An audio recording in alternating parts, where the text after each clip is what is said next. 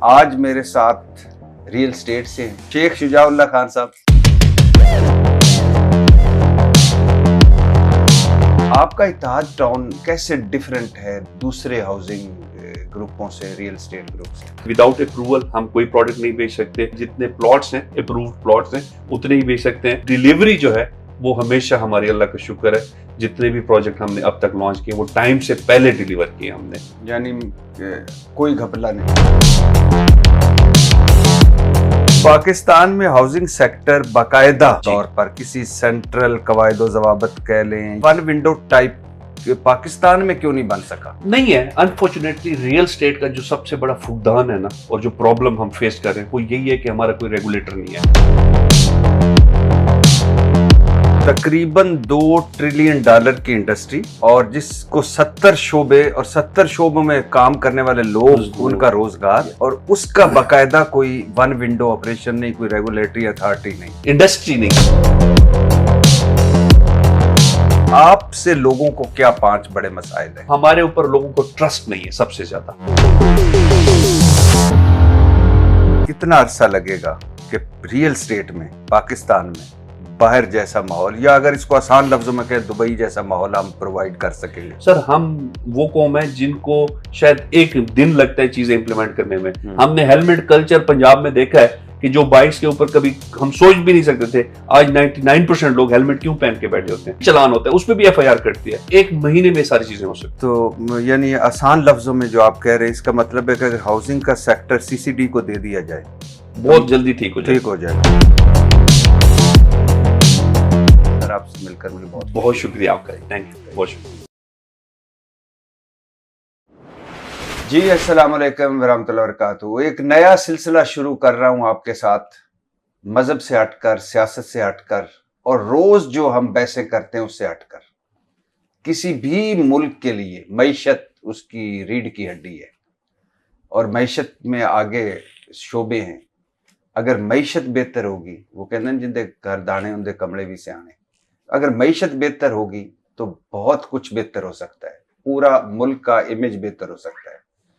एक दौर था, स्पेन था जो दुनिया पे रूल कर रहा था, फ्रंट खोले उसने, फारग। फिर था बरतानिया, ग्रेट ब्रिटेन, कभी सूरज ही गरीब नहीं होता उसकी सल्तनत में, फारग। फिर रशिया, और रशिया तो हमारे सामने है, थोड़ा सा आगे पीछे। मईशत बर्बाद हुई, फारग। आजकल आला हजरत ट्रंप है, और जितने फ्रंट उन्होंने खोले हुए हैं वो भी मेरे ख्याल से बिगनिंग टू द एंड इसी तरफ ही जा रहा है काम। मईशत बड़ी अहम है, और ये मईशत हमारी, मैं तो जब से देख रहा हूँ मुल्क नाजुक दौर से गुजर रहा है। अवाम कुर्बानी देने के लिए तैयार हो जाएं, और नीचे से नीचे जा रहे हैं। क्यों नीचे जा रहे हैं? सियासतदानों को आप रोज सुनते होंगे, बाकियों को भी रोज सुनते होंगे, हमें भी रोज मरसिया और नोए पढ़ते सुनते होंगे। मैंने एक सिलसिला शुरू किया, आप जरूर सुनिएगा, इसको गौर से सुनिएगा। ये जो हमारे प्रोफेशनल्स हैं, ये जो एक्चुअल लोग हैं जो काम कर रहे हैं, जिनको पता है कि असल प्रॉब्लम क्या है, वो क्या समझते हैं। क्या हमारे इस मुआशी निज़ाम में या इस सारे निज़ाम कोई बुनियादी अब तब्दीलियों की ज़रूरत है, या सारों को मिल बैठकर आगे बढ़ने की ज़रूरत है, या क्या वजह है कि हमारा निज़ाम डिलीवर नहीं कर रहा? और अगर डिलीवर कर रहा है तो सिर्फ 5-10% तक, नीचे डिलीवर ही नहीं कर रहा। क्या वजह क्या है? और हम इसमें मैंने शोबे किए हैं, एग्रीकल्चर है, ज़राअत है, उसमें जो लोग उससे मुतल्लिक़ है उनसे भी बात करेंगे, और इसके अलावा इंडस्ट्री उससे मुतल्लिक़ है उससे भी बात करेंगे, रियल स्टेट उससे बात करेंगे। 10 सवाल हर बंदे से पूछूंगा मैं, यानी एक प्रोफेशनल से 10 सवाल। और ये ज़रा जाहिर है मेरा और आपका टेस्ट बना हुआ है कि वो T20 खेलना, T10 खेलना, ये टेस्ट मैच है।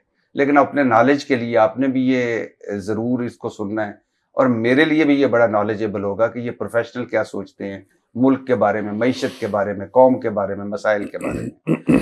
आज मेरे साथ रियल स्टेट से हैं। पहले मेरे इंसान बड़े अच्छे हैं, प्रोफेशनल कितने हैं ये अभी मैं और आप देख लेते हैं। शेख भी हैं और खान भी हैं। खानों का तो बुरा ही हाल है अब आजकल इस मुल्क में, लेकिन शेख जो हैं वो तो, वैसे शेखों का भी दुनिया में बुरा ही हाल है। तो शेख शुजाउल्लाह खान साहब, सर बहुत शुक्रिया सर आपका। Thank you so much. कुछ पहले अपने बारे में बताए ना कि आपने कहाँ किन किन शोबों में काम किया और अब कहाँ काम कर रहे हैं। जी thank you so very much जी फॉर हैविंग मी। मैंने 2001 में अपना करियर स्टार्ट किया था। सो मुझे अल्हम्दुलिल्लाह कोई तकरीबन 25 साल हो गए इस डिफरेंट इंडस्ट्रीज में काम किया। मैंने सबसे पहले अस्क्री बैंक ज्वाइन किया था, उसके बाद मैं यूनिलीवर में काम किया, कुछ अर्सा नेस्ले में काम किया, फिर मैं उसके बाद वारिद टेलीकॉम में ऑलमोस्ट 9 इयर्स आई वर्कड। फिर उसके बाद मैंने जी वारिद से मैं HBL में चला गया, फिर HBL से मैं चला गया उसके अंदर जोंग के अंदर, फिर जोंग में 2 साल काम किया, उसके बाद फिर मैं ज़मीन.com में काम किया और अब मैं इत्तेहाद टाउन को रिप्रेजेंट कर रहा हूँ जी। तो मतलब कि 3 शोबे, different industries, telecom and agriculture, banking segment में जी, FMCG में and telecom, banking, telecom and real estate and FMCG। Ittehad town अभी आप जी मैं as a CEO Ittehad town काम कर रहा हूँ। ये क्या है? इत्तेहाद टाउन बेसिकली हम लोगों ने लॉन्च किया था 2017 में इत्तेहाद टाउन फेज 1 के नाम से, जो रायमंड रोड पे। ये एक real estate private real estate की हाउसिंग सोसाइटीज हैं हमारी। अच्छा। जो इस वक्त हमने 9 ने डिफरेंट सिटीज, 3 डिफरेंट सिटीज के अंदर लॉन्च किए हैं और पिछले 8 सालों में हमने अल्हम्दुलिल्लाह डिफरेंट सिटीज के अंदर 5 प्रोजेक्ट्स डिलीवर किए हैं और इस वक्त हमारे टोटल 9 प्रोजेक्ट्स हैं और जिसके अंदर इस वक्त हम अल्हम्दुलिल्लाह कोई 18,000 प्लस एंड यूजर्स को सर्व कर रहे हैं। यानी 18,000 घर, 18,000 एंड यूजर, जिनमें से क्योंकि ऑब्वियसली कुछ प्लॉट्स हैं, कुछ लोगों ने घर बना लिए हैं, कुछ लोगों की इंस्टॉलमेंट चल रही हैं, सो डिफरेंट फेजेस में, बट हम एज अ कस्टमर 18,000 प्लस लोगों को सर्व कर रहे हैं इत्तेहाद टाउन के। आपने कहा 3 शहरों में, सर किन शहरों में? बेसिकली लाहौर, ऑब्वियसली लाहौर में हमने स्टार्ट किया, फिर उसके बाद रहीम यार खान एंड देन सियालकोट। सो ये 3 वो शहर हैं जहां पे एग्जिस्टिंग हमारे प्रोजेक्ट्स हैं। और ये हाउसिंग सोसाइटीज हैं, प्राइवेट हाउसिंग सोसाइटीज कह सकते हैं आप जी। अच्छा, इत्तेहाद टाउन भी एक हाउसिंग सोसाइटी है और एक रियल स्टेट ग्रुप है। आपका इत्तेहाद टाउन कैसे डिफरेंट है दूसरे हाउसिंग ग्रुपों से, रियल स्टेट ग्रुप से? देखिए मैं बड़ी सब मैं ये नहीं कह सकता कि हम डिफरेंट है या क्या, बट हमने कुछ असूल अपने लिए लॉक किए हुए हैं जिनको हम लेके चल रहे हैं और वो अल्हम्दुलिल्लाह फ्रॉम डे फर्स्ट और आज तक उस पर कभी कंप्रोमाइज नहीं किया। नंबर 1, हमारे यहाँ पे इंडस्ट्री में एक बहुत बड़ा एक नाम है कि यहाँ पे लोग पहले लॉन्च कर लेते हैं, पैसे इकट्ठे करते हैं, फिर उसके बाद जमीनें खरीदते हैं, फिर अप्रूवल्स लेते हैं। सो हमारे यहाँ पे डे फर्स्ट पे जो एक बड़ा क्लियर कट इंस्ट्रक्शन है from the management side, from the MD side, कि जी हमने पहले लैंड खरीदनी है, फिर उसके बाद उसकी अप्रूवल लेनी है, फिर उसके बाद हमने बेचना है और जितने प्लॉट्स होंगे हमने उतने ही बेचने हैं। सो कुछ चीजों के ऊपर अल्हम्दुलिल्लाह डे फर्स्ट पे बड़ा क्लियर कट स्टांस है और जिसकी वजह से अल्लाह ने इज्जत दी है और जिस तरह लोग हम पे ट्रस्ट कर रहे हैं कि विदाउट अप्रूवल हम कोई प्रोडक्ट नहीं बेच सकते और जितना प्रोडक्ट है उतना ही बेच सकते हैं। लाइक जितने प्लॉट्स हैं, अप्रूव्ड प्लॉट्स हैं, उतने ही बेच सकते हैं और डिलीवरी जो है वो हमेशा हमारी अल्लाह का शुक्र है, जितने भी प्रोजेक्ट हमने अब तक लॉन्च किए वो टाइम से पहले डिलीवर किए हमने। अगर हमने 3 साल का पेमेंट प्लान दिया तो 1.5 साल में हमने डिलीवर कर दिया लोगों को। वहां पे लाइक लोग घर बना रहे होते हैं और साथ साथ इंस्टॉलमेंट दे रहे होते हैं। सो ये चंद चीजें हैं जिससे हम नुमाया हो जाते हैं बाकी डेवलपरों से।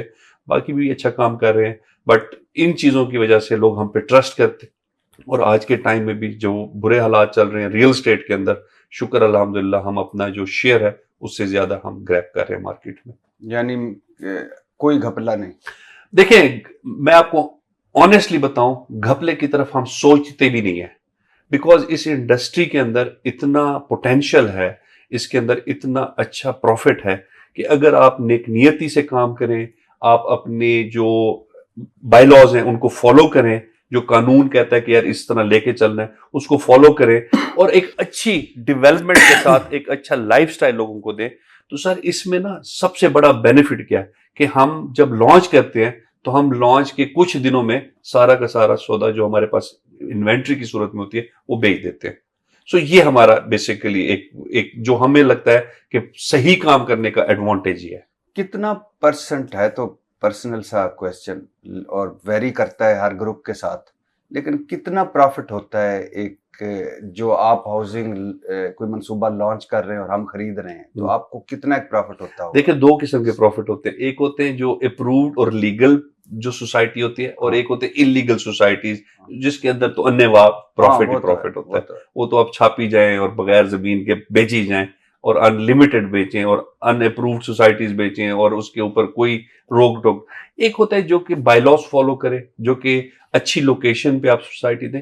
सो ये डिपेंड करता है, 10 to 40% तक वेरी करता है प्रॉफिट पर एनम के हिसाब से। अच्छा, मुझे दोस्त कहते हैं, मैं तो इस बारे में नहीं जानता, कि 50 से ऊपर ऊपर ही होता है। मैं आपको देखें, डिपेंड करता है, अगर आप क्वालिटी कंप्रोमाइज करें ना तो शायद 50% भी क्रॉस कर जाए। लेकिन ये भी तो होता है ना कि हमारे बड़ों का तो ये एक धंधा है ये भी, कि यहाँ से सड़क गुजरनी है कुछ अरसे बाद, यहाँ से इंटरचेंज बनना है, यहाँ से कुछ चीजें होनी है, वहीं इर्द गिर्द उन्होंने औने पौने दामों पे जमीनें ली और बाद में बड़ी साहब इसमें देखें दो चीजें मैं आपको बताऊं, इसमें इलीगल क्या है।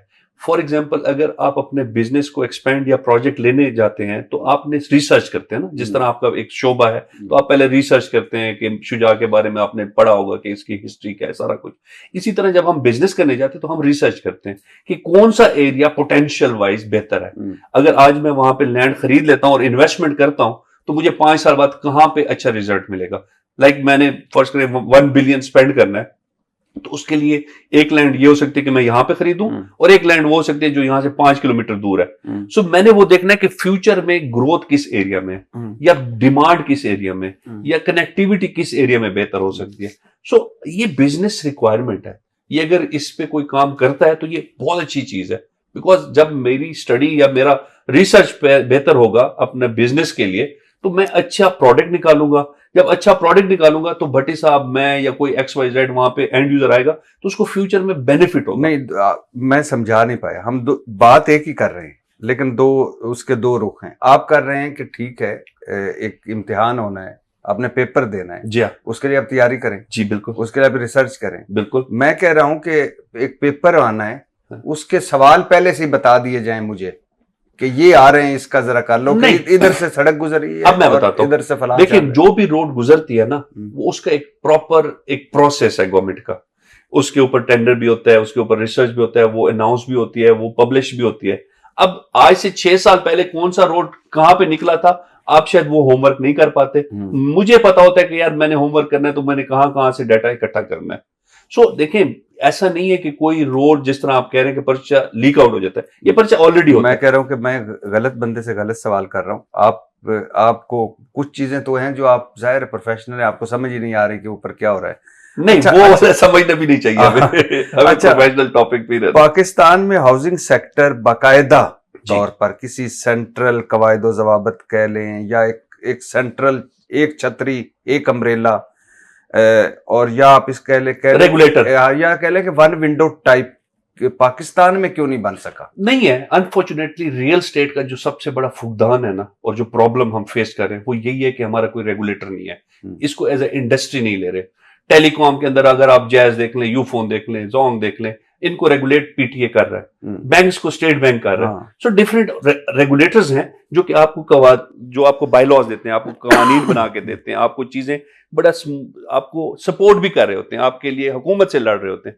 हमारी इंडस्ट्री में अनफॉर्चुनेटली कोई ऑपरेटर या रेगुलेटर नहीं है, जिसकी वजह से हर डिविजनल लेवल पे जो अथॉरिटी है वो खुद कानून बनाती है और उसके अंदर शायद बहुत कम इनपुट होता है जो कि प्रोफेशनल लोगों का।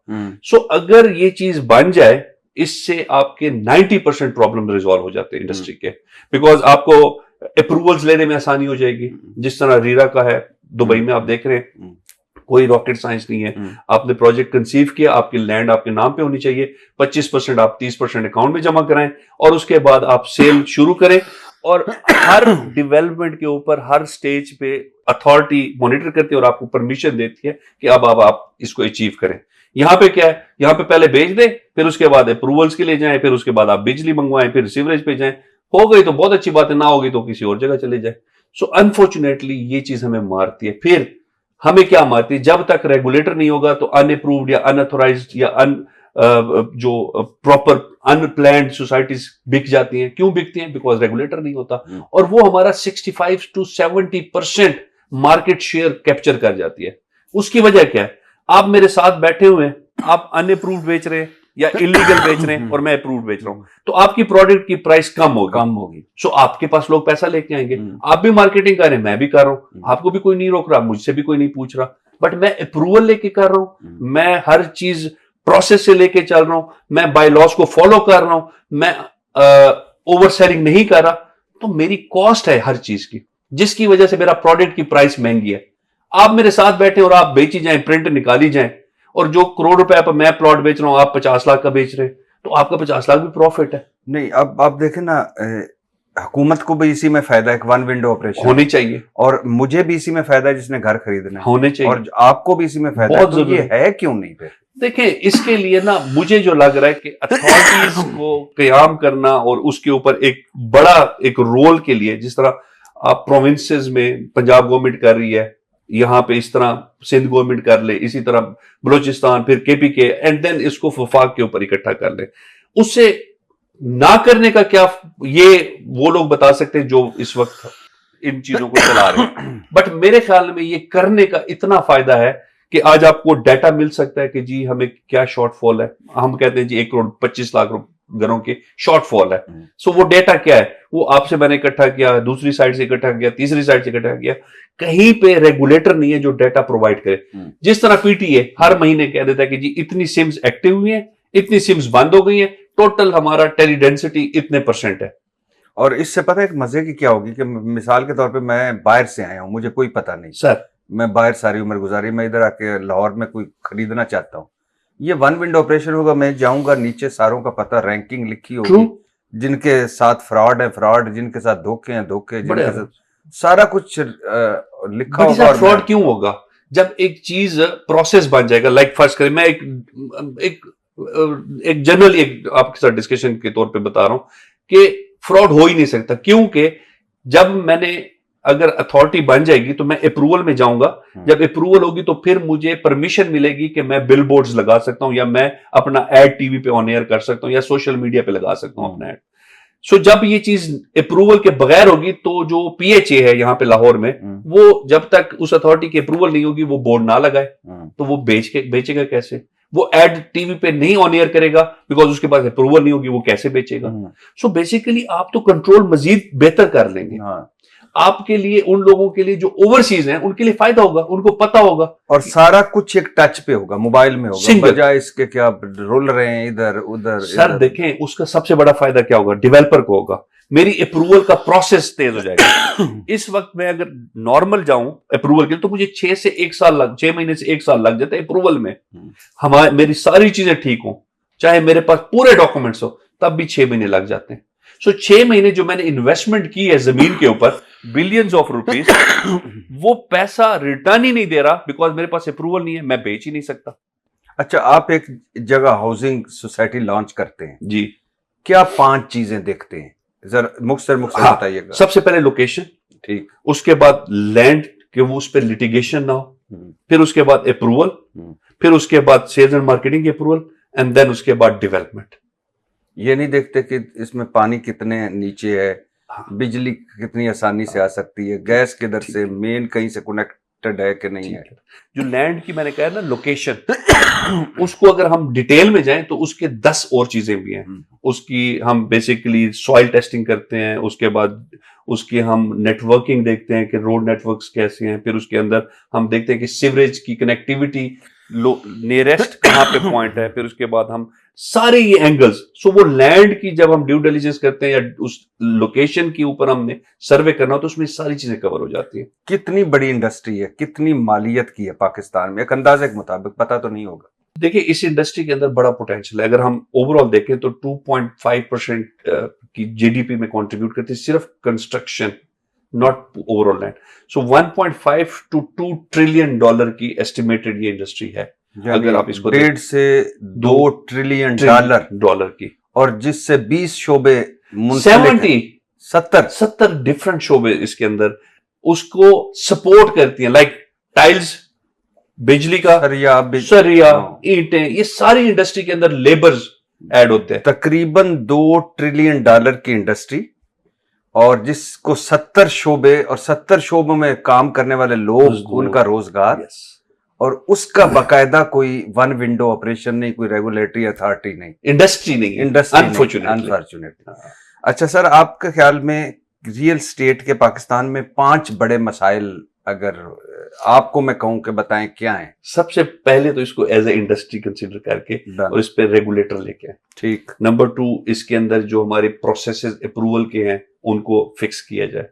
नंबर 3, टैक्सेस के सबसे बड़े प्रॉब्लम्स हैं जो कि शायद इस वक्त हम वाहिद इंडस्ट्री है जिसमें सबसे ज्यादा इंप्लीमेंट हुए हैं इसके ऊपर, बिकॉज अगर 236 के देखें, फिर 236 सी है, फिर उसके बाद टीएमए है, फिर उसके बाद 1% स्टैम्प ड्यूटी है, ये सारी वो चीजें हैं जो कि इस इंडस्ट्री को स्लो डाउन करने में बहुत बड़ा हाथ है इसका। फिर उसके अलावा जो हमारी एक रीरा टाइप, एक जिस तरह एक रेगुलेटर होता है जो कि अनअप्रूव्ड और इलीगल सोसाइटीज को रोकता है, वो इसको इमीडिएटली लेके आना चाहिए। सो ये वो चीजें हैं जिससे ऑटोमेटिकली ये इंडस्ट्री बहुत कुछ रेवेन्यू गवर्नमेंट को दे सकती है टैक्सेस की सूरत में, जब ये सारे प्रॉब्लम्स फिक्स हो जाए। अभी बड़ा अच्छा इनिशिएटिव लिया प्राइम मिनिस्टर ने, जिस तरह ये अब इन्होंने लोन अप्रूव किया है जिसके अंदर 5% फिक्स्ड फॉर 10 ईयर्स, जिसका 10 मिलियन के ऊपर दे रहे हैं। ये एक बहुत बड़ा इनिशिएटिव है। मेरे ख्याल में इस इनिशिएटिव की क्वांटम को बढ़ाना चाहिए। अब ये 5 लाख है, फिर 10 लाख कर लें, तो हर साल अगर ये क्वांटम बढ़ाएंगे तो फर्स्ट टाइम जो घर लेना चाहता है और उसको 5% फिक्स के ऊपर, फिक्स इंटरेस्ट के ऊपर 10 साल के लिए मिल जाए, तो वो मुझे एक सेफ्टी होगी। मैं एज ए जॉब, मुझे पता है कि मैंने इतनी सैलरी में से क्या हुकूमत ने क्या किया? सर, अभी जो रिसेंटली प्राइम मिनिस्टर ने हाउसिंग के लिए और कंस्ट्रक्शन के लिए कंस्ट्रक्शन का एक बहुत बड़ा एक उन्होंने अनाउंसमेंट किया, और ये पूरे मुल्क में किया, ये पूरे मुल्क के लिए।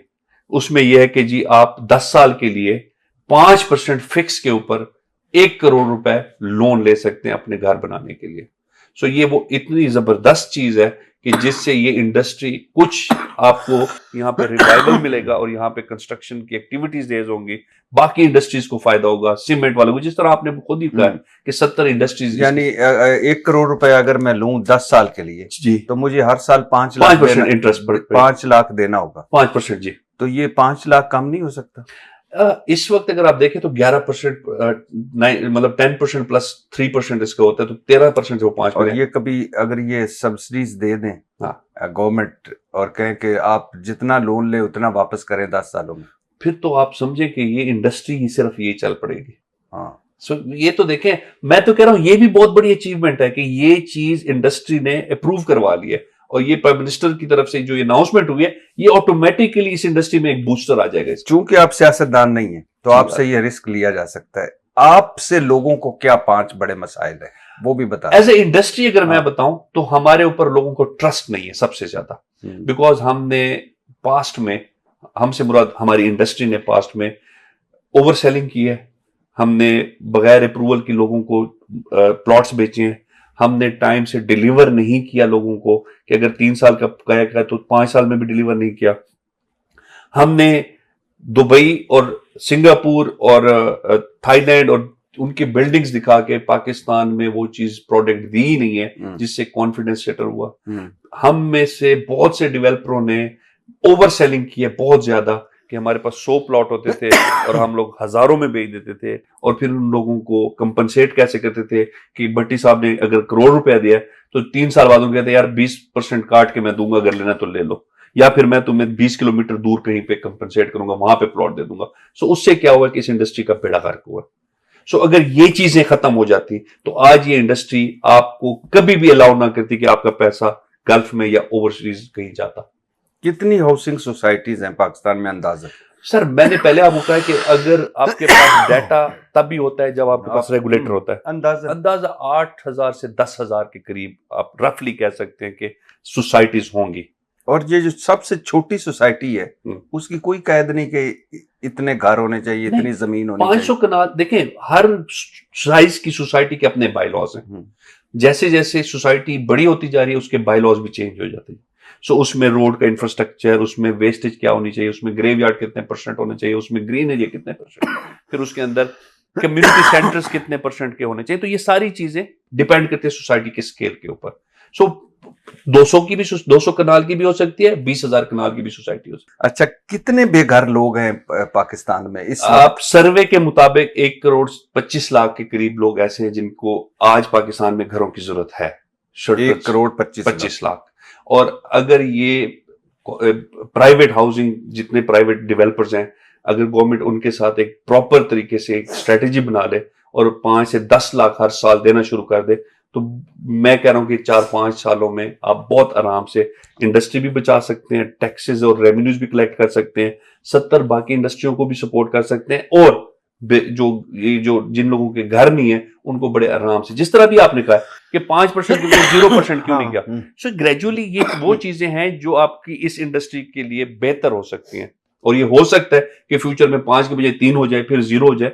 सो इस तरह के स्टेप्स अगर गवर्नमेंट ले ले तो शायद ये इंडस्ट्री और लोगों के लिए एक बहुत अच्छी opportunity, business point of view से भी, लोगों की रिहाइश पॉइंट ऑफ व्यू से भी, और गवर्नमेंट के रेवेन्यू पॉइंट ऑफ व्यू से भी, ये तीनों चीजों को ये काउंट फॉर कर सकते हैं। और अगर इसमें आप और गवर्नमेंट इकट्ठे हो जाएं, बहुत अच्छी बात, तो मेरा ख्याल है ये मसाइल जल्दी हल हो सकते हैं। सर जब तक प्रोफेशनल लोगों को आप टेबल पे नहीं बिठाएंगे, सो मैं 100% इस चीज की गारंटी से कहता हूं कि आप सोल्यूशन नहीं निकाल सकते, बिकॉज हैंड्स ऑन एक्सपीरियंस उन लोगों को होता है जो दिन रात इस इंडस्ट्री में काम कर रहे होते हैं, जो कि अप्रूवल से लेके डिलीवरी तक का सफर तय करते हैं, फिर उसमें उनको क्या हर्डल्स आ रही होती है उनको पता होता है, फिर उसमें एडवांटेजेस डिसएडवांटेजेस का पता होता है। सो जब आप प्रोफेशनल्स को बिठाएंगे तो सोल्यूशन ही देंगे आपको, और सोल्यूशन आपको फायदे में आएगा। एज ए प्रोफेशनल आप समझते हैं ये रूडा ठीक प्रोजेक्ट? बहुत अच्छी बात है, ये पॉइंट आपका इसलिए वैलिड है।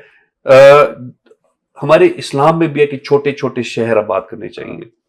आप एक शहर को जितना भी बड़ा करते जाएंगे ना, उसको मैनेज करना इम्पॉसिबल हो जाएगा। वहां पे आप सर्विसेज, हेल्थ, एजुकेशन, ये सारी चीजें, मैं अब आपको एक छोटी सी एग्जांपल देता हूं भट्टी साहब। लाहौर के एक कोने से लेकर दूसरे कोने तक आप जाए ना, तो आपको कम से कम 50 मिनट लग जाते हैं। सो इसके अंदर आपने सारी सर्विसेज देने, तो इससे बेहतर है कि आप एक नया शहर आबाद कर लें, ट्विन सिटी कॉन्सेप्ट, जिस तरह पिंडी इस्लामाबाद का है।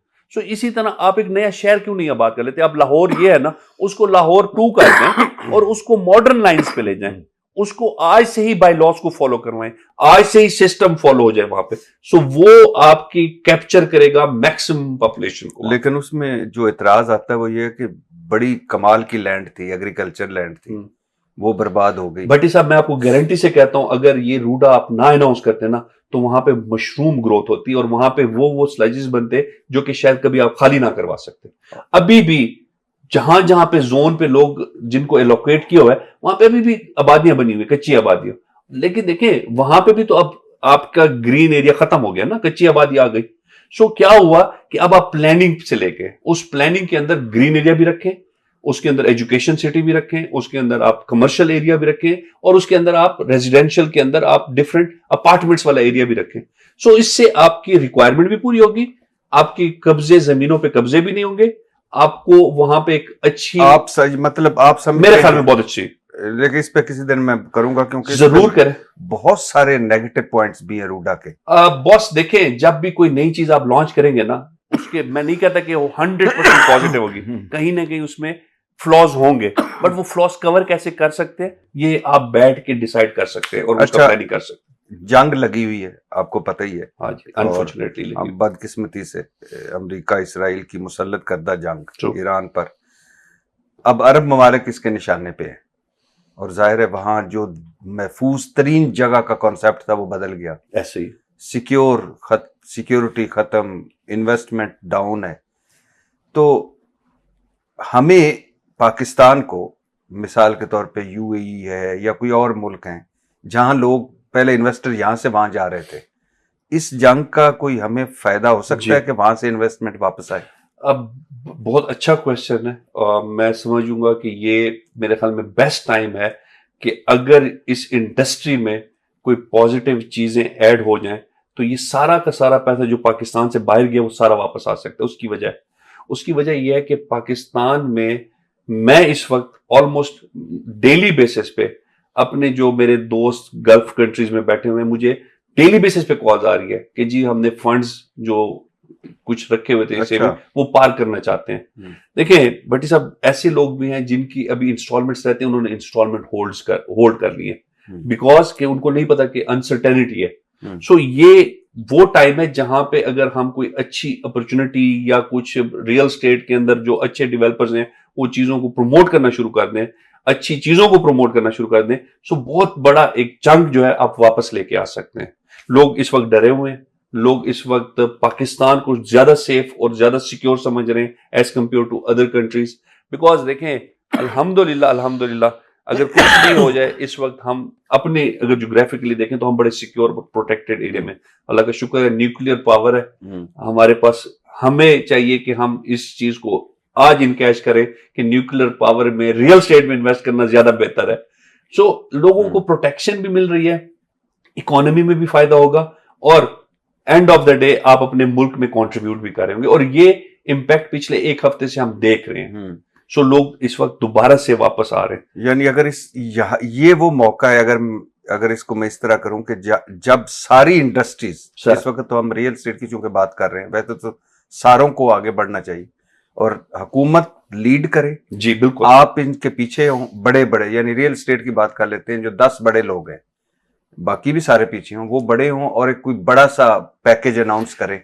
हुकूमत कहे मैं टैक्स कम कर रही हूँ जी, ब्लैक व्हाइट मनी का कोई प्रॉब्लम नहीं होगा, आप लोग कहें कि ये बेस्ट इन्वेस्टमेंट्स हैं, तो बड़े लोग आ सकते हैं। अभी थोड़े दिन पहले मैंने एक सजेशन दी थी, हम प्लेटफॉर्म पे बैठे थे एक जगह पे, तो मैंने कहा था एटलीस्ट सीएम्स जो हैं, चीफ मिनिस्टर्स हैं, वो इनिशिएटिव ले लें कि तमाम जो प्रोफेशनल लोग हैं रियल स्टेट से, या वो एंकर्स हैं या वो सोशल मीडिया के एक्टिविस्ट हैं या जो भी आपके हैं, उन ग्रुप्स को ब्रीफ करें कि जी हम आपको फॉर एग्जांपल पंजाब में बैठ के हम आपको क्या क्या बेनिफिट दे सकते हैं, और वो सिर्फ ये हो कि आपकी वो जो एक्टिविटी है वो ओवरऑल हर जगह पे उसका स्प्रेड हो जाए, लाइक वो मीडिया पे आ जाए, वो नेशनल मीडिया पे आ जाए, वो सोशल मीडिया पे आ जाए कि यार एज अ चीफ मिनिस्टर मैं आप लोगों को गारंटी देती हूं कि जो लोग इन्वेस्टमेंट करेंगे उनकी प्रॉपर्टी सिक्योर होगी, उनको टाइम से डिलीवरी होगी, ये प्रोजेक्ट्स हैं जो कि अप्रूव्ड हैं, इन प्रोजेक्ट्स पे अगर आप इन्वेस्टमेंट करेंगे तो आपको कोई इशू नहीं होगा। ये एक्टिविटी करने से मैं आपको लेके देता हूं कि इतनी बड़ी इन्वेस्टमेंट आप अपने सूबे में लेके आ सकते हैं या अपने मुल्क में लेके आ सकते हैं कि आपकी सोच से भी ज्यादा आएगी। कब वो वक्त आएगा, कितना अरसा लगेगा कि रियल स्टेट में पाकिस्तान में बाहर जैसा माहौल, या अगर इसको आसान लफ्जों में कहें दुबई जैसा माहौल हम प्रोवाइड कर सकेंगे? कुछ भी टाइम देखें, नियत पे है। अगर आज मेरी नियत हो जाए और मैं कहूं कि जी मैंने एज अ रेगुलेटर चीजों को इंप्लीमेंट करनी है, सर हम वो कौम है जिनको शायद एक दिन लगता है चीजें इंप्लीमेंट करने में। हमने हेलमेट कल्चर पंजाब में देखा है कि जो बाइक्स के ऊपर कभी हम सोच भी नहीं सकते थे, आज 99% लोग हेलमेट क्यों पहन के बैठे होते हैं? बिकॉज उनको पता है कि ये अगर नहीं करेंगे तो गरीब और अमीर जिसका वीगो डाला भी है या V8 भी है, उसके ऊपर भी अगर ब्लैक पेपर लगा हुआ है तो वो भी चालान होता है, उस पर भी FIR कटती है। अब मोटरवे पे जाएं, 120 से 100 पे आगे आज स्पीड में रहीमिया खान जा रहा था, मैंने ड्राइवर को पहले बता दिया कि 100 से नीचे रहना वरना FIR ये जो भी होगा तुम्हारा है। तो हम वो लोग हैं कि हम एडॉप्टेबिलिटी बड़ी अच्छी है हमारी, तो कोई चीज अप्लाई हो जाए सर 1 महीने में सारी चीजें हो सकती। तो यानी आसान लफ्जों में जो आप कह रहे हैं इसका मतलब है कि अगर हाउसिंग का सेक्टर CCD को दे दिया जाए बहुत जल्दी ठीक हो जाएगा 100%। अच्छा, मुस्तकबिल क्या देख रहे हैं रियल एस्टेट? बहुत अच्छा, पिछले 4 सालों से बड़ा बुरा टाइम देखा है, बड़ा नेगेटिव यहाँ पे एक्टिविटीज हुई हैं। बैंक इंटरेस्ट रेट 23% पे देखा है, जिसकी वजह से लोगों ने रियल एस्टेट से पैसा उठा के बैंकों में लगाया है। अब वो टाइम है कि जो 3 साल का जो डेफिसिट था वो कवर होने वाला है, और इसमें इंशाल्लाह ईद के बाद मुझे लगता है कि हम बहुत अच्छा रिस्पॉन्स देखेंगे रियल एस्टेट में। सिर्फ उन डेवलपर्स के पास रिस्पॉन्स आएगा जो अप्रूव्ड है और जो बिल्कुल एक्यूरेट चीज बेचते हैं और ओवर सेलिंग नहीं करते। मुझे जो समझ आई है वो ये आई है कि 2 ट्रिलियन डॉलर के करीब की इंडस्ट्री और 70 शोबे जिससे मुंसलिक हैं, और जो ख्वाब है हर बंदे का, अपना घर किसका ख्वाब नहीं, वो बगैर किसी छतरी, बगैर किसी सेंट्रल कवायदो जवाबत कवानीन के और बगैर किसी चेक एंड बैलेंस के चली जा रही, ऑटो पे चली जा रही। अगर हुकूमत और ये रियल एस्टेट वाले इकट्ठे हों और एक ज़ाब्ता बना लें, एक मेन बॉडी बना लें, और उसके तहत एक यानी 1 विजन 1 रोड और एक हिकमत अमली हो, फ्रॉड भी ना हो, चीज़ें भी बेहतर डिलीवर हो, और जो एक करोड़ 25 लाख घर और चाहिए। मेरी तो दुआ है कि आप सारों को अल्लाह घर दे, वो घर भी उनको मिल जाए। तो बहुत बड़ी इंडस्ट्री है। यानी आपने बात सुनी, और भी लोगों से बात करेंगे। सर आपसे मिलकर मुझे बहुत बहुत शुक्रिया आपका, थैंक यू, बहुत शुक्रिया।